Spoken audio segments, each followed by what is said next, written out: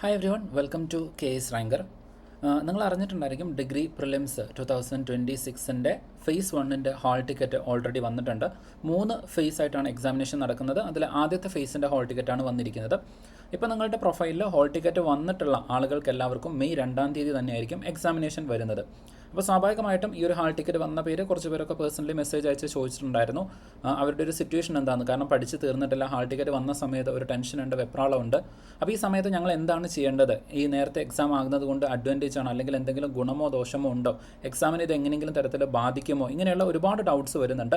അപ്പോൾ ഇതിൻ്റെ എല്ലാത്തിൻ്റെയും കൃത്യമായിട്ടുള്ളൊരു അനാലിസിസ് ആണ് നിങ്ങൾ നോക്കുന്ന സമയത്ത്. ഫേസ് 1, 2, 3 ഈ 3 ഫേസുകൾ നോക്കുന്ന സമയത്ത് ഏത് ഫേസിലുള്ള ആളുകൾക്കായിരിക്കും കുറച്ചുകൂടെ എക്സാമിനേഷനിൽ റാങ്ക് ലിസ്റ്റിലേക്ക് വരുന്ന സമയത്ത് ഒരു അഡ്വാൻറ്റേജ്, ഈ കാര്യങ്ങളൊക്കെയാണ് നമ്മൾ ഇന്നത്തെ ഈ ഒരു വീഡിയോയിൽ ഡിസ്കസ് ചെയ്യാൻ വേണ്ടിയിട്ട് പോകുന്നത്. അതുപോലെ ഏത് ഫേസ് ആയി കഴിഞ്ഞാലും, എസ്പെഷ്യലി ഫേസ് 1 ടാർഗറ്റ് ചെയ്തുകൊണ്ട്, അല്ലെങ്കിൽ ആ ഒരു ഫേസിൽ എക്സാം എഴുതുന്നവർക്ക് വേണ്ടിയിട്ടാണ് സ്പെസിഫിക്കലി പറയുന്നത്. എന്നാലും ബാക്കി ഫേസിൽ വരുന്ന ആളുകൾക്കും ഉപകാരപ്പെടുന്ന കുറച്ച് കാര്യങ്ങൾ പറയുന്നുണ്ട്. അതിൽ ഏറ്റവും പ്രധാനപ്പെട്ടതാണ് ഇനിയുള്ള പഠനം നിങ്ങൾ എങ്ങനെയാണ് ക്രമീകരിക്കേണ്ടത് എന്നുള്ളത്. രണ്ടാമത്തത് ഏറ്റവും പ്രധാനമായിട്ട് വരുന്ന ഒരു കാര്യം, എന്തെല്ലാം കാര്യങ്ങൾ ഇനി നിങ്ങൾ ശ്രദ്ധിക്കണം എന്നുള്ളതാണ്. ഓക്കെ, അപ്പോൾ എന്തായാലും നമുക്ക് എന്ത് ചെയ്യാം, നമ്മുടെ വീഡിയോയിലേക്ക് കിടക്കാം. ഇതിൽ ഏറ്റവും ആദ്യമായിട്ട് നിങ്ങൾക്ക് വരുന്ന ഒരു ഡൗട്ട് എന്ന് പറയുന്നതാണ്, ഈ ഒരു എക്സാമിനേഷൻ നേരത്തെ ആയതുകൊണ്ട് അഡ്വാൻറ്റേജ് ആണോ അല്ലെങ്കിൽ ഡിസഡ്വാൻറ്റേജ് ആണോ, എന്തെങ്കിലും ഗുണമുണ്ടോ, അല്ലെങ്കിൽ ഞങ്ങൾക്കതൊരു നഷ്ടമായിട്ടാണോ വരാൻ വേണ്ടിയിട്ട് പോകുന്നത് എന്നുള്ള ഒരു ഡൗട്ട് നിങ്ങൾക്ക് ഉണ്ടായിരിക്കും. ഓക്കെ, ഈ ഒരു കാര്യം ഞാൻ അവസാനത്തേക്ക് പറയാം, കാരണം ഡിഫറൻ്റ് ആയിട്ടുള്ള കാര്യങ്ങൾ പറയാനുണ്ട്. ആ കാര്യങ്ങൾ നിങ്ങൾ മനസ്സിലാക്കിയതിന് ശേഷം ഏറ്റവും അവസാനം നിങ്ങൾക്ക് തന്നെ അനലൈസ് ചെയ്ത് മനസ്സിലാക്കാം എക്സാം നേരത്തെ ആയത് നിങ്ങൾക്ക് ഗുണമാണോ ദോഷമാണോ ചെയ്യുന്നത് എന്നുള്ളത്. ഓക്കെ, തീർച്ചയായിട്ടും നിങ്ങൾക്ക് അതിൽ ഒരുപാട് ഗുണങ്ങൾ വരുന്നുണ്ട്. ആ കാര്യങ്ങൾ ഞാൻ എന്ത് ചെയ്യാം, കൃത്യമായിട്ട് ഓരോന്നോരോന്നായിട്ട് പറയാം, അതിൽ നിങ്ങൾക്ക് എന്തെല്ലാം അഡ്വാൻറ്റേജ് വരുന്നുണ്ട് എന്നുള്ളത്. അപ്പോൾ അതിന് മുമ്പ് നമ്മൾ ഇമ്പോർട്ടൻ്റ് ആയിട്ട് ഡിസ്കസ് ചെയ്യേണ്ട 1-2 കാര്യങ്ങളുണ്ട്. അതിൽ ആദ്യത്തേതാണ് ഇനിയുള്ള നിങ്ങളുടെ പഠനം എങ്ങനെയായിരിക്കണം എന്നുള്ളത്. കാരണം ഇനി അങ്ങോട്ടേക്ക് നിങ്ങൾക്ക് കൃത്യമായിട്ട് നിങ്ങൾ നോക്കിക്കഴിഞ്ഞാൽ ഒരു 2 ആഴ്ചത്തെ സമയമാണ് വരുന്നത്. 2 ആഴ്ച എന്ന് നമുക്ക് പറയാൻ വേണ്ടിയിട്ട് പറ്റില്ല, ഒരു 12 ദിവസത്തോളം സമയം മാത്രമേ നിങ്ങൾക്ക് ലഭിക്കുന്നുള്ളൂ. ഈ 12 ദിവസത്തെ നിങ്ങളുടെ പഠനം പ്രിപ്പറേഷൻ എങ്ങനെയായിരിക്കണം എന്നുള്ളതാണ് അതിൽ ഏറ്റവും ഇമ്പോർട്ടൻ്റ് ആയിട്ട് വരുന്ന കാര്യം എന്ന് പറയുന്നത്. അപ്പോൾ അതിൽ ആദ്യത്തെ കാര്യം എന്ന് പറയുന്നത് സിലബസ് ആണ്. നിങ്ങളുടെ മുമ്പിൽ കിടക്കുന്ന സിലബസ്, അതിൽ 2 കാര്യങ്ങൾ വളരെ ഇമ്പോർട്ടൻ്റ് ആയിട്ട് വരുന്നുണ്ട്. ഒന്ന്, സിലബസിൽ ഏതെങ്കിലും ഭാഗം നിങ്ങൾ വിട്ടുപോയിട്ടുണ്ടോ. രണ്ടാമത്തത്, സിലബസ് മുഴുവൻ നിങ്ങൾ റിവിഷൻ ചെയ്ത് തീർക്കേണ്ടതായിട്ട് വരുന്നുണ്ട്. അപ്പോൾ ഇതിൽ ആദ്യത്തെ കാര്യമാണ് സിലബസിൽ ഏതെങ്കിലും ഭാഗങ്ങൾ വിട്ടുപോയിട്ടുണ്ടോ, വിട്ടുപോയ ഭാഗങ്ങൾ ഇനി നിങ്ങൾ പഠിക്കാൻ വേണ്ടിയിട്ട് സമയം കണ്ടെത്തണോ എന്നുള്ളത്. അപ്പോൾ ഇവിടെ നിങ്ങൾ നിർബന്ധമായിട്ട് നോട്ട് ചെയ്ത് വെക്കേണ്ട ഒരു കാര്യം എന്ന് പറയുന്നത്, സിലബസ് ഇനി നിങ്ങൾ പഠിക്കാൻ വേണ്ടിയിട്ട് പോകുന്നത് അബദ്ധമാണ്. എന്നാലും അവിടെ ഒരു കാര്യം കൂടെ പ്രത്യേകം ശ്രദ്ധിക്കുക. നമ്മൾ സാധാരണ PSC എക്സാമിനേഷൻ വരുന്ന സമയത്ത് ഏത് ഭാഗത്ത് നിന്നാണ് PSC എളുപ്പമുള്ള ചോദ്യങ്ങൾ ചോദിക്കാറ് എന്നുള്ളത് നമുക്ക് ഉറപ്പിച്ച് പറയാൻ വേണ്ടിയിട്ട് പറ്റില്ല. ഇപ്പോൾ സേ ഫോർ എക്സാമ്പിൾ, കേരള ഹിസ്റ്ററിയിൽ നിന്ന് ഫേസ് 1 അല്ലെങ്കിൽ ഇനി വരാൻ വേണ്ടിയിട്ട് പോകുന്ന എക്സാമിനേഷനിൽ നല്ല ടഫ് ആയിട്ടുള്ള ചോദ്യമാണ് ചോദിക്കുന്നത്. പക്ഷേ ഹിസ്റ്ററിയിൽ നിന്ന് വളരെ, അല്ലെങ്കിൽ ഇന്ത്യൻ ഹിസ്റ്ററിയിൽ നിന്ന് കുറച്ചുകൂടെ സിമ്പിൾ ആയിട്ടുള്ള ചോദ്യം, അല്ലെങ്കിൽ ഇന്ത്യൻ ജോഗ്രഫിയിൽ നിന്ന് കുറച്ചുകൂടെ സിമ്പിൾ ആയിട്ടുള്ള ചോദ്യമാണ് ചോദിക്കുന്നതെന്ന് വിചാരിക്കാം.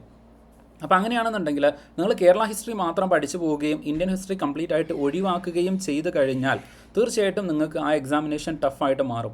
അപ്പോൾ അതേസമയം കേരള ഹിസ്റ്ററിയും ഇന്ത്യൻ ജോഗ്രഫിയും വളരെ ഡെപ്തിലല്ലെങ്കിലും രണ്ടും ഒരേപോലെ നോക്കിയിട്ടുള്ള ഒരാളെ സംബന്ധിച്ചിട്ട് ഇന്ത്യൻ ജോഗ്രഫി എളുപ്പമായതുകൊണ്ട് അവിടുന്ന് നന്നായിട്ട് സ്കോർ ചെയ്യാൻ വേണ്ടിയിട്ട് പറ്റും. അപ്പോൾ ഞാൻ പറഞ്ഞു വന്നത് ഇതാണ്, ഒരു ഭാഗം കംപ്ലീറ്റ് ആയിട്ട് നിങ്ങൾ വിട്ട് കളയുക എന്ന് പറയുന്നത് ഈ സമയത്ത് അത്ര നല്ല ഒരു കാര്യമല്ല. അപ്പോൾ നിങ്ങൾ ചോദിക്കും, ഇതൊരു പ്രിലിംസ് എക്സാമിനേഷൻ അല്ല, ഇതിന് ഇത്രത്തോളം സീരിയസ് ആയിട്ട് എടുക്കണോ എന്ന് ഒരു ഡൗട്ട് നിങ്ങൾക്ക് ഉണ്ടായിരിക്കും. പക്ഷേ അവിടെ നിങ്ങൾ ശ്രദ്ധിക്കേണ്ട ഒരു കാര്യം എന്താണെന്ന് വെച്ച് കഴിഞ്ഞാൽ, ഇത് കോമൺ പ്രിലിംസ് എക്സാമിനേഷനാണ്. നാഷണൽ സേവിങ്സ് അസിസ്റ്റൻറ്റ് ഡയറക്ടർ ഉൾപ്പെടെയുള്ള വളരെ ഗ്ലോമറസ് ആയിട്ടുള്ള പോസ്റ്റുകളിലേക്ക് ഉൾപ്പെടെ നടത്തുന്ന ഒരു എക്സാമിനേഷനാണ്. അപ്പോൾ അതിൽ മാക്സിമം കട്ട് ഓഫ് നിങ്ങൾക്ക് നേടിക്കഴിഞ്ഞാൽ മാത്രമേ ഇൻഡിവിജ്വൽ ആയിട്ടുള്ള മെയിൻസിൻ്റെ കട്ട് ഓഫ് നിങ്ങൾക്ക് ക്ലിയർ ചെയ്യാൻ വേണ്ടിയിട്ട് പറ്റുള്ളൂ. കമ്പനി ബോർഡിൻ്റെ കട്ട് ഓഫ് ആയിരിക്കില്ല എക്സൈസ് ഇൻസ്പെക്ടർ, ആ കട്ട് ഓഫ് ആയിരിക്കില്ല യൂണിവേഴ്സിറ്റി അസിസ്റ്റൻറ്റ്, അതായിരിക്കില്ല നാഷണൽ സേവിങ്സ് അസിസ്റ്റൻറ്റ് ഡയറക്ടർ. അപ്പോൾ ഓരോ പോസ്റ്റിനും ഡിഫറൻ്റ് ആയിട്ടുള്ള കട്ട് ഓഫ് വരുന്നുണ്ട്. അപ്പോൾ ആ കട്ട് ഓഫ് ക്ലിയർ ചെയ്യണമെന്നുണ്ടെങ്കിൽ, അല്ലെങ്കിൽ എല്ലാ കട്ട് ഓഫും നിങ്ങൾക്ക് ക്ലിയർ ചെയ്യണമെന്നുണ്ടെങ്കിൽ ഏറ്റവും മികച്ച മാർക്ക് തന്നെ നിങ്ങൾ ടാർഗറ്റ് ചെയ്യണം. അപ്പോൾ അതുകൊണ്ടാണ് ഞാൻ പറയുന്നത്, ഒരു ഭാഗവും നിങ്ങൾ വിട്ടു പോകാതിരിക്കുക. Especially national savings assistant director പോലെയുള്ള പോസ്റ്റുകളിലേക്കൊക്കെ നോക്കുന്ന ആൾക്കാരുണ്ടെന്നുണ്ടെങ്കിൽ വളരെ സീരിയസ് ആയിട്ട് തന്നെ എന്ത് ചെയ്യണം, ഈ ഒരു കാര്യത്തിനെ കൺസിഡർ ചെയ്യണം. അപ്പോൾ ഒരു ഭാഗവും ആസ് സച്ച് നിങ്ങൾ വിട്ടു പോകരുത്. അപ്പോൾ നിങ്ങൾ ആലോചിക്കും, ഈ ഒരു അവസാന നിമിഷം പോയിട്ട് ആ വിട്ടുപോയ ഭാഗം പഠിക്കാൻ വേണ്ടിയിട്ട് ശ്രമിക്കണമെന്നുള്ളത്. അവിടെയാണ് നിങ്ങൾ കൃത്യമായിട്ടുള്ളൊരു സ്ട്രാറ്റജി മനസ്സിലാക്കേണ്ടത്. ഞാൻ നേരത്തെ പറഞ്ഞു, ആ ഭാഗം എളുപ്പമാവുകയാണ് എന്നുണ്ടെങ്കിൽ മാത്രമേ നിങ്ങൾക്കൊരു അഡ്വാൻറ്റേജ് അല്ലെങ്കിൽ ഒരു ഡിസഡ്വാൻറ്റേജ് അവിടെ വരുന്നുള്ളൂ. അപ്പോൾ നിങ്ങൾ ചെയ്യേണ്ട കാര്യം എന്താണെന്ന് വെച്ച് കഴിഞ്ഞാൽ, നിങ്ങൾക്കിപ്പം ക്വിക്ക് റിവിഷൻ ക്ലാസ്സുകളോ അല്ലെങ്കിൽ ഹോട്ട് ടോപ്പിക് നോട്ടുകളോ അതല്ലെങ്കിൽ പ്രീവിയസ് ഇയർ ക്വസ്റ്റ്യൻ അനാലിസിസോ ഉണ്ടെങ്കിൽ ആ കാര്യങ്ങൾ ഉപയോഗിച്ചുകൊണ്ട് ആ വിട്ടുപോയ ഭാഗം അത്യാവശ്യം ഒന്ന് നോക്കി വയ്ക്കാൻ വേണ്ടിയിട്ട് ശ്രമിക്കുക. ഏറ്റവും അർജൻറ്റായിട്ട് ഏറ്റവും പെട്ടെന്ന് തീർക്കേണ്ട, അല്ലെങ്കിൽ റിപ്പീറ്റഡ് ആയിട്ട് PSC ചോദ്യങ്ങൾ ചോദിച്ചുകൊണ്ടിരിക്കുന്ന ഭാഗങ്ങൾ അത് കൃത്യമായിട്ട് നിങ്ങൾ വിട്ട ഭാഗത്ത് നിന്നൊന്ന് പഠിക്കാൻ വേണ്ടിയിട്ട് ശ്രമിക്കുക. ഒരു 1-2 ദിവസം മാത്രം അതിന് വേണ്ടിയിട്ട് മാറ്റിവെക്കണം. ബാക്കിയുള്ള ദിവസങ്ങൾ, ഇനി വരുന്ന 10 ദിവസങ്ങൾ നിങ്ങൾ ആലോചിച്ച് നോക്കുക. സിലബസിൽ മൊത്തം എത്ര സബ്ജക്റ്റ് വരുന്നുണ്ട്, എത്ര സെക്ഷൻസ് വരുന്നുണ്ട് എന്ന് നോക്കിക്കഴിഞ്ഞാൽ അത് 10ലധികം സെക്ഷൻസ് വരുന്നുണ്ട്. എന്ന് വെച്ചാൽ ഓരോ ദിവസം ഇരുന്ന് ഓരോ ഭാഗം റിവിഷൻ ചെയ്യാനുള്ള സമയം മാത്രമേ നിങ്ങളുടെ കയ്യിലുള്ളൂ. അതായത് പുതിയൊരു കാര്യം പഠിക്കുന്നതിന് വേണ്ടിയിട്ട് പുതിയ മെറ്റീരിയൽസിലേക്കോ പുതിയ കണ്ടൻറ്റുകളിലേക്കോ നിങ്ങൾ പോകാൻ വേണ്ടിയിട്ട് പാടില്ല. കൃത്യമായിട്ടുള്ള റിവിഷൻ മാത്രമേ ഇനിയുള്ള ദിവസം നിങ്ങൾ ചെയ്യാൻ വേണ്ടിയിട്ട് പാടുള്ളൂ. 10 ദിവസം ഉണ്ടെങ്കിൽ ഓരോ ദിവസത്തേക്ക് ഓരോ ഭാഗങ്ങൾ നിങ്ങൾ ചാർട്ട് ചെയ്ത് വെക്കുക. ഇന്ന് കോൺസ്റ്റിറ്റ്യൂഷനാണ്, നാളെ കേരള ഹിസ്റ്ററി, മറ്റന്നാൾ ഇന്ത്യൻ ഹിസ്റ്ററി, അതിനപ്പുറത്ത് വേൾഡ് ഹിസ്റ്ററി. ഇങ്ങനെ ഓരോ ഭാഗങ്ങൾ നിങ്ങൾ കൃത്യമായിട്ട് നോട്ട് ചെയ്ത് വെച്ച് അതാത് ദിവസങ്ങളിൽ അത് റിവിഷൻ ചെയ്ത് പോവാം. റിവിഷൻ ചെയ്യുന്നതോടൊപ്പം തന്നെ നിങ്ങൾക്ക് പറ്റുമെന്നുണ്ടെങ്കിൽ ആ ഭാഗത്ത് നിന്ന് വരുന്ന questions, especially previous year questions ഉണ്ടെങ്കിൽ അത് തന്നെ പ്രാക്ടീസ് ചെയ്യാം. ഞാൻ പ്രീവിയസ് ഇയർ ക്വസ്റ്റ്യൻസ് എന്ന് പറയാൻ കാരണം എന്താണെന്ന് വെച്ച് കഴിഞ്ഞാൽ PSCയുടെ ആ ഒരു എക്സാം പാറ്റേൺ നിങ്ങൾക്ക് മനസ്സിലാവണമെന്നുണ്ടെങ്കിൽ പ്രീവിയസ് ഇയർ ക്വസ്റ്റ്യൻസ് തന്നെ നിങ്ങൾ പ്രാക്ടീസ് ചെയ്യണം. ഡെഫിനറ്റ്ലി മോക്ക് ടെസ്റ്റുകളും മറ്റു കാര്യങ്ങളൊക്കെ നിങ്ങൾക്ക് ഹെൽപ്ഫുൾ ആയിരിക്കും. ഇപ്പോൾ ഈവൻ നമ്മുടെ ടെലഗ്രാം ചാനലിൽ തന്നെ നിങ്ങൾക്ക് ഓരോ 2 ദിവസം കഴിയുന്ന സമയത്തും ഫുൾ ലെങ്ത് ടെസ്റ്റുകൾ ഫ്രീ ആയിട്ട് നിങ്ങൾക്ക് പ്രൊവൈഡ് ചെയ്യുന്നുണ്ട്. PDF പ്രൊവൈഡ് ചെയ്യുന്നുണ്ട്. നിങ്ങൾക്ക് സമയമുണ്ടെങ്കിൽ അത് ചെയ്ത് നോക്കാം. പക്ഷേ എന്നിരുന്നാലും ഏറ്റവും ബെറ്റർ ആയിട്ടുള്ള ഓപ്ഷൻ എന്ന് പറയുന്നത് പ്രീവിയസ് ഇയർ ക്വസ്റ്റ്യൻസ് ചെയ്ത് നോക്കുക എന്നുള്ളതാണ്. കാരണം ആ എക്സാമിനേഷൻ പാറ്റേൺ, PSCയുടെ ലാംഗ്വേജ്, PSCയുടെ ട്രെൻഡ്, അതുപോലെ തന്നെ ചിലപ്പോൾ കൺഫ്യൂസിംഗ് ആയിട്ടുള്ള ക്വസ്റ്റ്യൻസിൽ PSC നൽകുന്ന ഉത്തരം എന്താണ് അത് നമ്മൾ മനസ്സിലാക്കണം. 2 ഡിഫറൻറ്റ് ആയിട്ടുള്ള ഓപ്ഷൻസ് ആയിരിക്കും, അല്ലെങ്കിൽ നമുക്ക് കൺഫ്യൂസിംഗ് ആയിട്ടുള്ള ഓപ്ഷൻ ആയിരിക്കാം. പക്ഷേ PSC നൽകുന്ന ചില കാര്യങ്ങളുണ്ട്, അതായിരിക്കണം നമ്മുടെ ആൻസർ ആയിട്ട് വരേണ്ടത്. അപ്പോൾ ഏറ്റവും സിമ്പിൾ ആയിട്ടുള്ള ഒരു എക്സാമ്പിൾ പറഞ്ഞു കഴിഞ്ഞാൽ പ്ലാനിംഗ്. പ്ലാനിംഗ് കമ്മീഷൻ വരുന്നുണ്ട്, അതുപോലെ തന്നെ 5 ഇയർ പ്ലാനുകൾ വരുന്നുണ്ട്. ഇതിൽ തന്നെ വുമൺ എംപവർമെൻറ്റിൻ്റെ 5 ഇയർ പ്ലാൻ ഏതാണ് എന്നുള്ള ചോദ്യത്തിന് PSC നൽകിയിരിക്കുന്ന ആൻസർ എന്ന് പറയുന്നത് ഡിഫറൻ്റ് ആണ്. അപ്പോൾ ഇത്തരത്തിലൊക്കെ വരും. അപ്പോൾ PSCയുടെ ആൻസർ ഏതാണെന്നുള്ളത് കൃത്യമായിട്ട് നമുക്ക് മനസ്സിലാക്കണം. എന്നാൽ മാത്രമേ നമുക്കത് കൃത്യമായിട്ട് മാർക്ക് ചെയ്യാൻ വേണ്ടിയിട്ട് പറ്റുള്ളൂ. അത് നോട്ട് ചെയ്ത് വെക്കണം. അപ്പോൾ ഇത്തരം കാര്യങ്ങളാണ് സിലബസുമായിട്ട് ബന്ധപ്പെട്ടുകൊണ്ട് നിർബന്ധമായിട്ട് നിങ്ങൾ നോക്കി വെക്കേണ്ട കാര്യങ്ങൾ. ഒരുപാട് കൺഫ്യൂഷൻ ആവേണ്ട. നിങ്ങൾ പഠിച്ചിരിക്കുന്ന ഭാഗങ്ങൾ, നിങ്ങളുടെ നോട്ടുകൾ, നിങ്ങൾ റെഫർ ചെയ്തിട്ടുള്ള ബുക്കുകൾ, ഈ ഭാഗങ്ങൾ മാത്രം റെഫർ ചെയ്യുക. കൂടുതലായിട്ടൊന്നും പഠിക്കാൻ പോകേണ്ട. ഉള്ള ഭാഗങ്ങൾ കൃത്യമായിട്ടൊന്ന് റിവിഷൻ ചെയ്യുക. നിങ്ങളുടെ പഠനം അവിടെ അവസാനിപ്പിക്കുക. ഇതിനടുത്ത വളരെ ഇമ്പോർട്ടൻ്റ് ആയിട്ട് വരുന്ന കാര്യങ്ങളാണ് ഇനിയുള്ള എക്സാമിനേഷന് എന്തെല്ലാം കാര്യങ്ങൾ നിങ്ങൾ ശ്രദ്ധിക്കണം എന്നുള്ളത്. ആ ശ്രദ്ധിക്കേണ്ട കാര്യങ്ങൾ ഞാൻ നേരത്തെ പറഞ്ഞ മുൻവർഷ ചോദ്യങ്ങൾ നിങ്ങൾക്ക് കഴിയുന്നത്ര നിങ്ങൾ പ്രാക്ടീസ് ചെയ്തിട്ടായിരിക്കണം എക്സാമിനേഷനിലേക്ക് പോകേണ്ടത്. അത് ഏത് എക്സാമിനേഷൻ ആയാലും. കാരണം മുൻവർഷ ചോദ്യങ്ങൾ എന്ന് പറയുന്നത് ആ എക്സാമിനേഷനെ കുറിച്ചിട്ട് കൃത്യമായിട്ടുള്ള ഒരു ഇൻസൈറ്റ് കിട്ടാൻ വേണ്ടിയിട്ട് ഏറ്റവും ഹെൽപ്ഫുൾ ആയിട്ടുള്ള ഒരു കാര്യം എന്ന് പറയുന്നതാണ് പ്രീവിയസ് ഇയർ ക്വസ്റ്റ്യൻ. രണ്ടാമത്തെ വളരെ ഇമ്പോർട്ടൻ്റ് ആയിട്ട് വരുന്ന ഒരു കാര്യമാണ് ഇനിയുള്ള ഒരു 12 ദിവസങ്ങളാണ്. ആ ഒരു 12 ദിവസങ്ങളിൽ നിങ്ങൾ ഹെൽത്തി ആയിട്ട് നിൽക്കണം. നിങ്ങളുടെ എക്സാമിനേഷന് തൊട്ട് മുമ്പുള്ള ദിവസങ്ങളിലോ അല്ലെങ്കിൽ ഇനിയുള്ള ഏതെങ്കിലും ദിവസങ്ങളിലായിട്ട് നിങ്ങൾക്ക് ഏതെങ്കിലും തരത്തിലുള്ള ഒരു ഹെൽത്ത് നിങ്ങളുടേത് മോശമാവുകയാണെന്നുണ്ടെങ്കിൽ ഒന്നും വേണ്ട, നിങ്ങൾക്കൊരു പനിയോ ജലദോഷമോ വന്നു കഴിഞ്ഞാൽ വളരെ ക്രൂഷ്യൽ ആയിട്ടുള്ള കുറച്ച് ദിവസങ്ങൾ നിങ്ങൾക്ക് പഠിക്കാൻ കഴിയാതെ പോകും. അപ്പോൾ അതുകൊണ്ട് മാക്സിമം ഹെൽത്തി ആയിട്ട് നിൽക്കാൻ വേണ്ടിയിട്ട് ശ്രമിക്കുക. നന്നായിട്ട് ഉറങ്ങണം. ഒരുപാട് ടെൻഷൻ അടിക്കരുത്. ഉറക്കമൊക്കെ നഷ്ടപ്പെടുകയാണെന്നുണ്ടെങ്കിൽ തീർച്ചയായിട്ടും അത് നിങ്ങളുടെ മെൻ്റൽ ഹെൽത്തിനെയും ഫിസിക്കൽ ഹെൽത്തിനെയും ഒരുപോലെ ബാധിക്കുന്നതായിരിക്കും. അപ്പോൾ നിങ്ങളൊരു ടൈം ഷെഡ്യൂളൊക്കെ കൊണ്ടുവരാൻ വേണ്ടിയിട്ട് ശ്രമിക്കുക. രാത്രിയൊക്കെ ഒരുപാട് വൈകി കിടക്കുന്ന ആൾക്കാരാണെന്നുണ്ടെങ്കിൽ നിങ്ങളുടെ ഉറക്കത്തിൻ്റെ സമയമൊക്കെ ഒന്ന് ക്രമീകരിക്കാൻ വേണ്ടിയിട്ട് ശ്രമിക്കുക. എന്നിട്ട് നന്നായിട്ട് എക്സാമിനേഷന് വേണ്ടിയിട്ട് തയ്യാറെടുക്കാൻ വേണ്ടിയിട്ട് ശ്രമിക്കുക. അപ്പോൾ ഹെൽത്തി ആയിട്ടിരിക്കുക, നന്നായിട്ട് ഉറങ്ങാൻ വേണ്ടിയിട്ട് ശ്രമിക്കണം. നല്ല ഭക്ഷണം, കാര്യങ്ങൾ അതൊക്കെ നന്നായിട്ട് തന്നെ എടുക്കാൻ വേണ്ടിയിട്ട് ശ്രമിക്കുക. അതുപോലെ മറ്റൊരു കാര്യമാണ്, എക്സാം ആകുന്ന സമയത്ത് നിങ്ങൾക്ക് ടെൻഷൻ ഉണ്ടായിരിക്കും, വെപ്രാളങ്ങൾ ഉണ്ടായിരിക്കും. ആ വെപ്രാളമെല്ലാം മാക്സിമം ഒഴിവാക്കുക. മോട്ടിവേറ്റഡ് ആയിട്ട് ഇരിക്കാൻ വേണ്ടിയിട്ട് ശ്രമിക്കുക. കാമായിട്ടിരിക്കുക.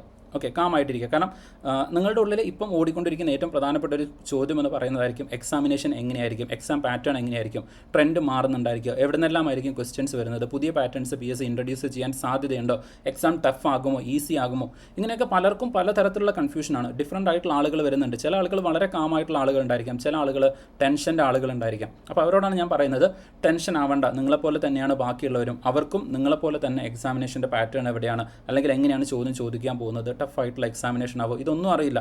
നിങ്ങൾ എപ്പോഴാണോ ക്വസ്റ്റ്യൻ പേപ്പർ കാണുന്നത് അപ്പോഴായിരിക്കും നിങ്ങളുടെ കൂടെയുള്ളവരും ആ ക്വസ്റ്റ്യൻ പേപ്പർ കാണുന്നത്. നിങ്ങൾക്ക് എന്താണോ ഫീൽ ചെയ്യുന്നത് അത് തന്നെയാണ് മറ്റുള്ളവർക്കും ഫീൽ ചെയ്യുന്നത്. അപ്പോൾ അതുകൊണ്ട് ആ കാര്യത്തിലൊന്നും നിങ്ങൾ എന്ത് ചെയ്യേണ്ട, ടെൻഷൻ ആവേണ്ട. എഗെയിൻ നിങ്ങളുടെ ഉള്ളിൽ ഈ പറയുന്ന പോലെ ഒരു ഡൗട്ട് ഉണ്ടായിരിക്കും, എന്തിനാണ് നമ്മൾ ഇത്രത്തോളം ഈ ഒരു പ്രിലിംസ് എക്സാമിനേഷന് വേണ്ടിയിട്ട് നമ്മൾ ഇത്രത്തോളം പ്രിപ്പയർ ചെയ്യുന്നത് എന്നുള്ളത്. ആൻസർ ഞാൻ നേരത്തെ പറഞ്ഞ പോലെ തന്നെയാണ്. ഇത് പ്രിലിംസ് എക്സാമിനേഷൻ ആണ്. പക്ഷേ ഇത് നിങ്ങളുടെ റാങ്ക് ലിസ്റ്റ് അല്ലെങ്കിൽ നിങ്ങളുടെ റാങ്ക് ഡിറ്റർമിൻ ചെയ്യുന്നത് ഈ പ്രിലിംസിൻ്റെ മാർക്ക് ഉപയോഗിച്ചുകൊണ്ടല്ല. ആ കാര്യം ശരി തന്നെയാണ്. പക്ഷേ അവിടെ വളരെ ഇമ്പോർട്ടൻ്റ് ആയിട്ടുള്ളൊരു കാര്യമുണ്ട്. മെയിൻസ് എക്സാമിനേഷൻ, നിങ്ങൾ ഏത് മെയിൻസ് എഴുതണം എന്ന് തീരുമാനിക്കുന്നത് പ്രിലിംസ് ആണ്. ഏത് മെയിൻസാണ് നിങ്ങൾ എഴുതേണ്ടത്? നിങ്ങൾക്ക് ഈ പറയുന്ന പോലെ യൂണിവേഴ്സിറ്റി അസിസ്റ്റൻറ്റ് എഴുതാൻ വേണ്ടിയിട്ട് പറ്റുമോ, കമ്പനി ബോർഡ് എഴുതാൻ വേണ്ടിയിട്ട് പറ്റുമോ, അതല്ലെങ്കിൽ നാഷണൽ സേവിങ്സ് അസിസ്റ്റൻറ്റ് ഡയറക്ടർ എഴുതാൻ വേണ്ടിയിട്ട് പറ്റുമോ, ഇങ്ങനെ ഏത് എഴുതണം എന്ന് നിങ്ങളുടേത് തീരുമാനമാക്കുന്നത് പ്രിലിംസ് ആണ്. അത് കഴിഞ്ഞിട്ടാണ് മെയിൻസ് വരുന്നത്. അതൊന്ന് ഓർത്തു വയ്ക്കുക.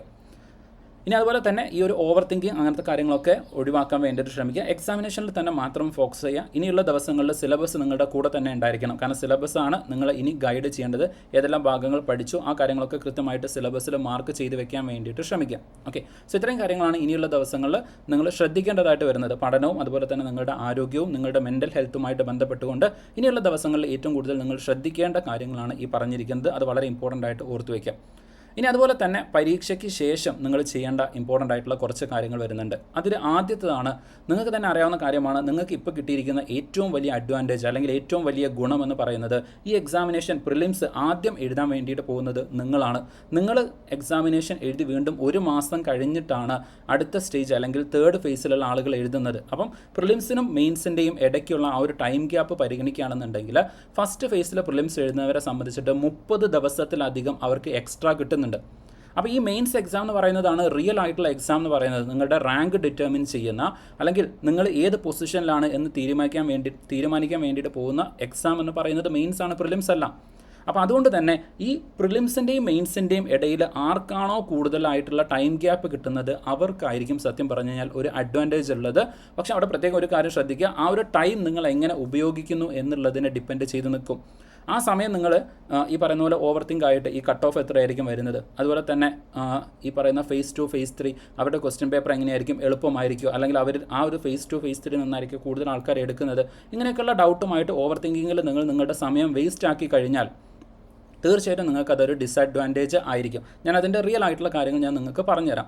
അപ്പം നിങ്ങളുടെ പ്രിലിംസ് കഴിഞ്ഞാൽ ഇമ്മീഡിയറ്റ്ലി നിങ്ങൾ ഫോക്കസ് ചെയ്യേണ്ട കാര്യം എന്ന് പറയുന്നത് മെയിൻസ് എക്സാമിനേഷനാണ്. എത്രയും പെട്ടെന്ന് നിങ്ങളുടെ മെയിൻസിൻ്റെ പഠനം ആരംഭിക്കാൻ വേണ്ടിയിട്ട് ശ്രമിക്കണം.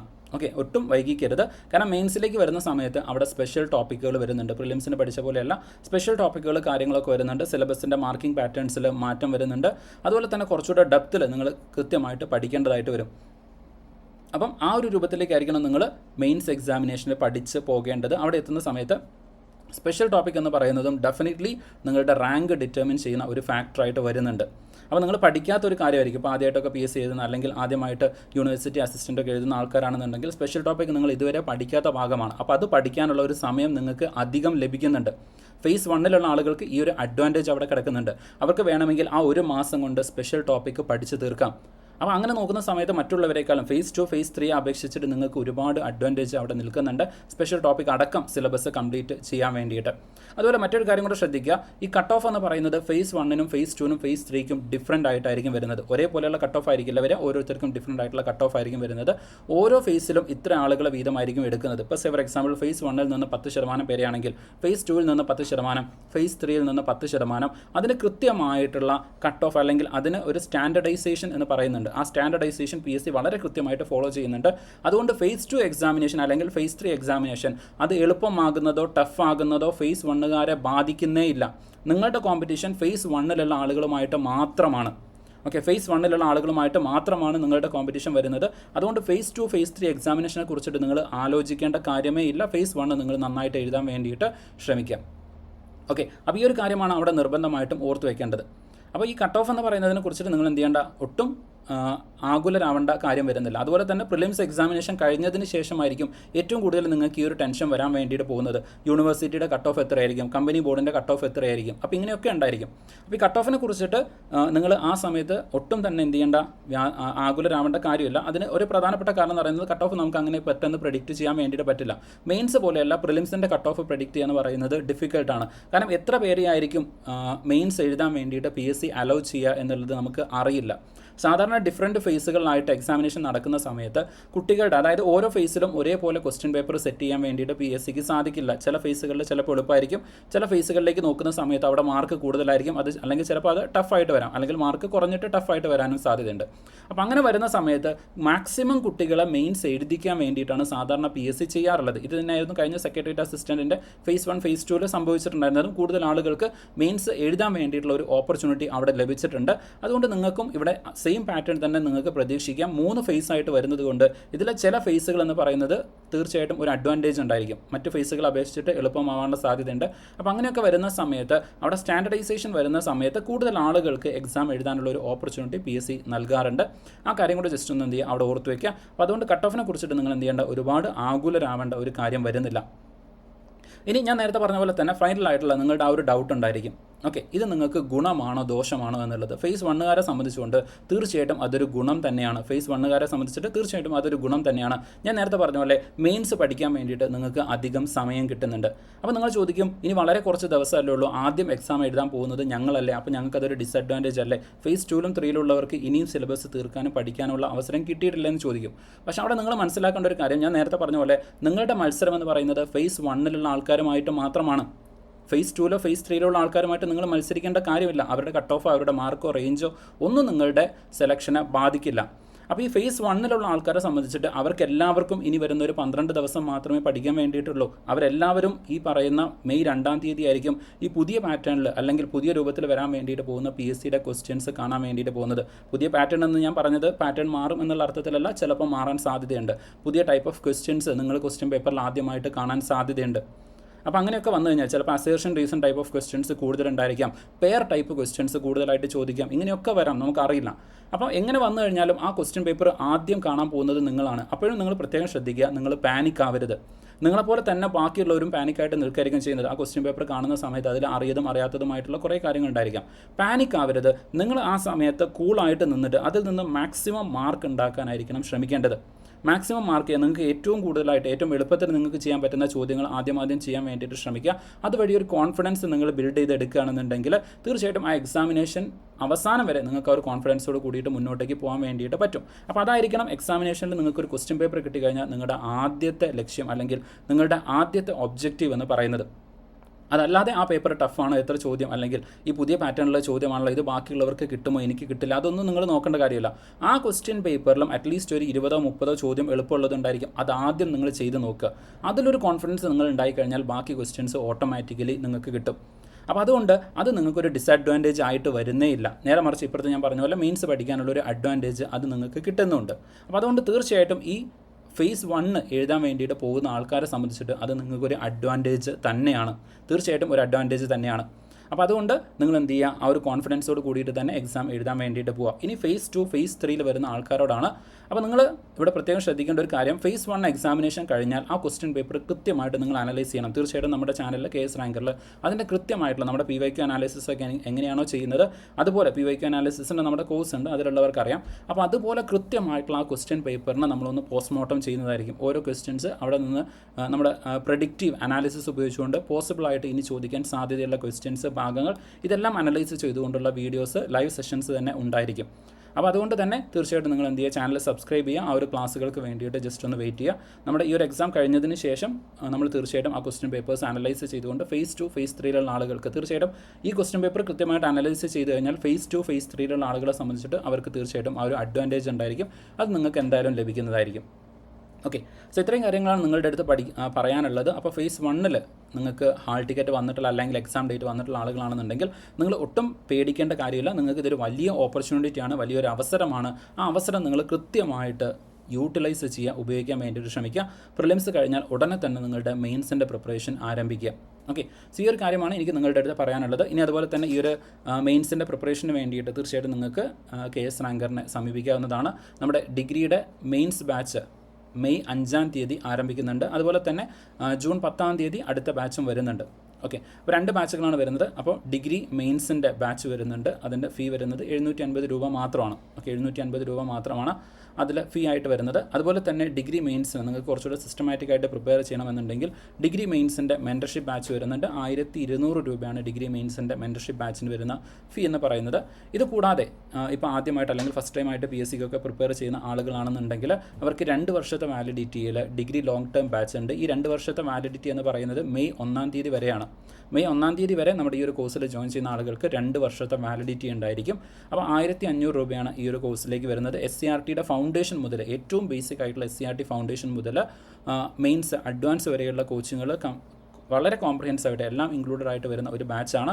അപ്പോൾ തീർച്ചയായിട്ടും ഡിഗ്രിയൊക്കെ കഴിഞ്ഞിട്ട് ആദ്യമായിട്ട് ഇതുവരെ PSC പഠിച്ചു തുടങ്ങാത്ത ആൾക്കാരാണെന്നുണ്ടെങ്കിൽ പോലും നിങ്ങൾക്ക് തീർച്ചയായിട്ടും റെഫർ ചെയ്ത് പഠിക്കാൻ വേണ്ടിയിട്ട് പറ്റുന്ന ഒരു കോഴ്സാണ്. തീർച്ചയായിട്ടും അത് യൂട്ടിലൈസ് ചെയ്യാൻ വേണ്ടിയിട്ട് ശ്രമിക്കുക. SCRT ഫൗണ്ടേഷൻ കോഴ്സുകൾ അല്ലെങ്കിൽ ഓറിയൻറ്റേഷനൊക്കെ നമുക്ക് മെയ് 10-ാം തീയതി ഈ ഒരു ബാച്ചിൽ ആരംഭിക്കുന്നതാണ്.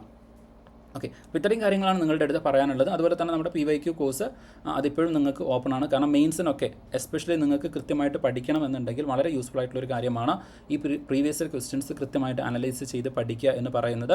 അപ്പോൾ PYQ കോഴ്സ് വരുന്നുണ്ട്, അതിൻ്റെ ഒരു ഫീ വരുന്നത് 599 ആണ്. ഒരു 1 ഇയർ വാലിഡിറ്റി ഉണ്ട്. എന്ന് വെച്ച് കഴിഞ്ഞാൽ നിങ്ങൾ പ്രിലിംസിനും മെയിൻസിനും ഒരുപോലെ നിങ്ങൾക്ക് ഉപകാരപ്പെടുന്ന ഒരു കാര്യമായിട്ടാണ് ഈ ഒരു പ്രീവിയസ് ക്വസ്റ്റ്യൻ്റെ ക്രാഷ് കോഴ്സ് അല്ലെങ്കിൽ റിവിഷൻ ബാച്ച് നമ്മൾ അറേഞ്ച് ചെയ്തിരിക്കുന്നത്.